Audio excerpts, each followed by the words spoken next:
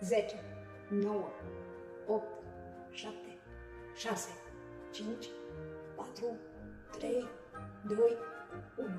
Întindeți bine zona de pe gât și încercați să rostiți un cuvânt și atunci când vă simțiți vocea sugrumată, e destul de întins.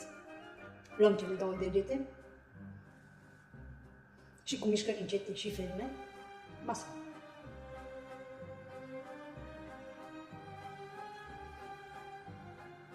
Zece, 9, 8, 7, 6, 5, 4, 3, 2, 1.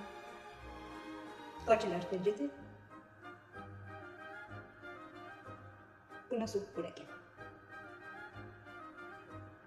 10, 9, 8, 7, 6,